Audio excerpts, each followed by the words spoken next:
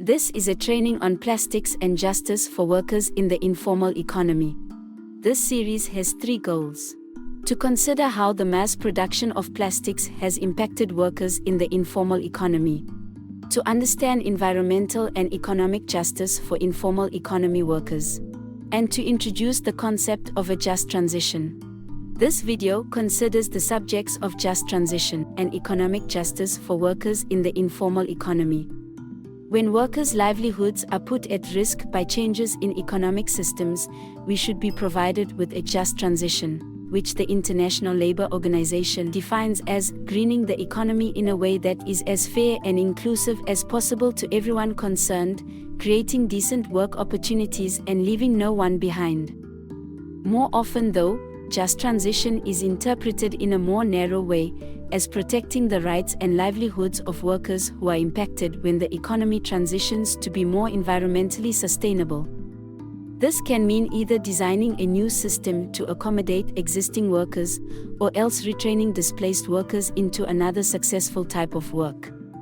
A just transition is rooted in the idea of economic justice, which means that everyone has an opportunity to sufficiently provide for themselves and their families.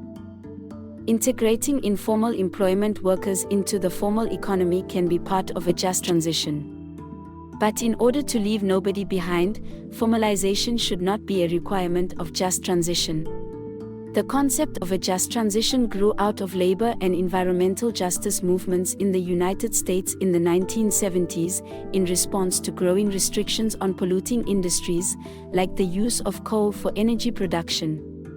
Labor organizations partnered with environmental groups to demand that they benefit from the transition to more environmentally friendly forms of energy production. To think about just transition, we have to consider the outcomes, meaning what we ultimately want to achieve, as well as the process for how to get there. The outcome may be a contract in doorstep waste collection, or your own market for vending reused goods and repair services. But the process to get there may likely require advocacy, research, mass mobilization, training, protests, political campaigning, and networking. We must be organized and powerful in demanding and helping to shape our own just transition. In terms of process, to achieve a just transition we need to be consulted, engaged, supported for organization, and trained in things like digital literacy, reading and writing, administration, bookkeeping, governance, communication, and environmental issues. We also need to be trained in specific skills to transition to alternate livelihoods, such as composting, waste collection and reuse or repair of materials, and biomethanation, which is the process of converting organic material to biogas. When we consider what our desired outcomes are for a just transition, it can be difficult to predict how jobs will or should change over time as part of a just transition. For example, we may be evicted from a dump site and contracted to collect litter from the streets.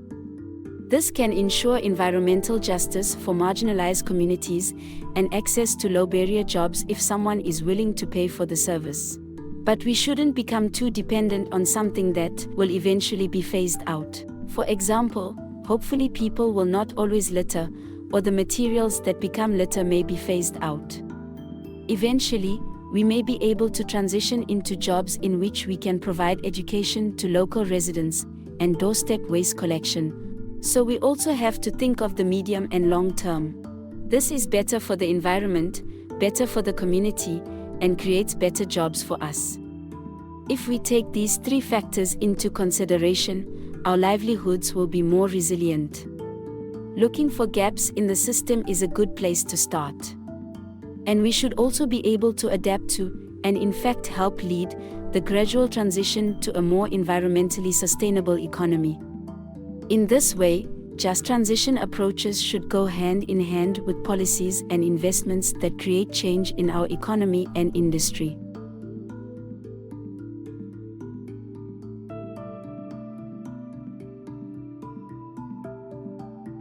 Before you answer this question, let's hear what some of our previous participants have had to say. I hope to see more opportunities for us to advance into manufacturing and collection directly from producers. We also need to see more development in legal and policy education. I would like access to healthcare providers who don't stigmatize us and have more opportunities to share what our work is like. In conclusion to this session, let's go back to our organizations or network and ask this question of members. Please share your responses as a voice note or text in the chat.